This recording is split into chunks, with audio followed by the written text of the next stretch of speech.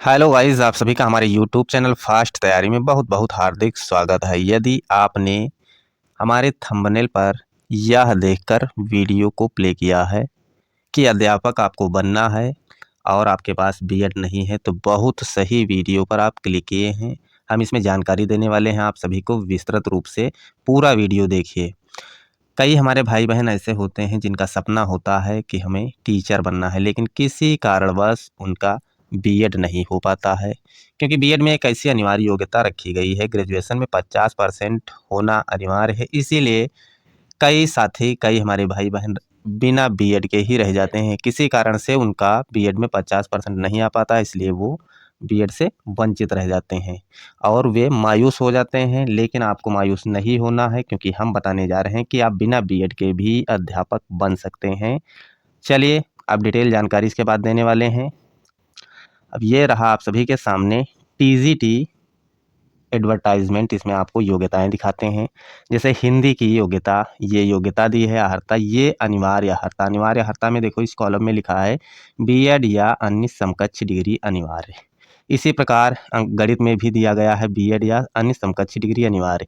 गृह विज्ञान में भी दिया गया है, उर्दू में भी दिया गया है, अंग्रेजी में भी दिया गया है, संस्कृत में भी दिया गया है, वाणिज्य में भी दिया गया है, कृषि में भी।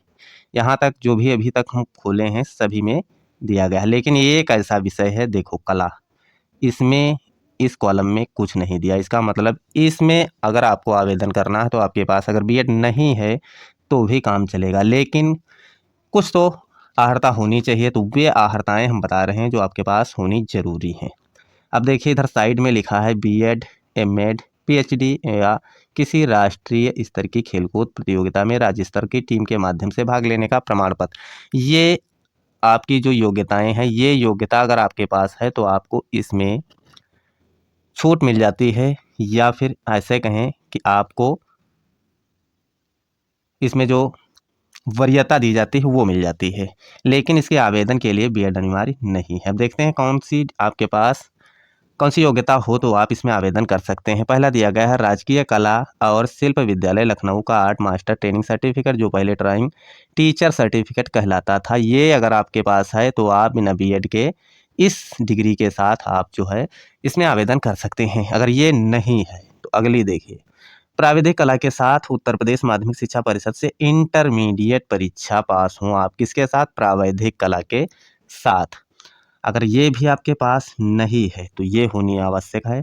प्राविधिक कला के साथ हाई स्कूल परीक्षा और इनमें से कोई एक योग्यता, अगर हाई स्कूल में आपके पास प्राविधिक कला रही है तो आपके पास इनमें से एक और कोई भी एक योग्यता होनी जरूरी है।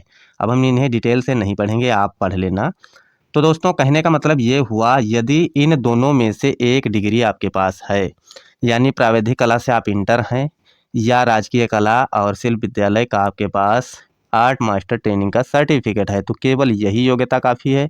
लेकिन यदि आपके पास हाई स्कूल केवल प्राविधिक कला से है तो उसके साथ इनमें से भी एक डिग्री होनी अवश्य चाहिए। तो सबसे आसान जो है आपके पास ये होना चाहिए। ये अभी तक हमने देखा है कि ज़्यादातर बच्चों ने, जिनके पास पहले से इंटरमीडिएट में नहीं था, उन्होंने एक सब्जेक्ट से कर लिया है। कैसे कर लिया है ये भी हम बताने वाले हैं। चलिए बता देते हैं शॉर्ट में इसी वीडियो में कैसे आपको करना है। यदि आपके पास, हाँ, साथ ही ये भी बता दें, इन डिग्रियों के साथ या तो ये हो, ये तो ये है, ये अगर है तो इसके साथ इनमें से एक होनी चाहिए।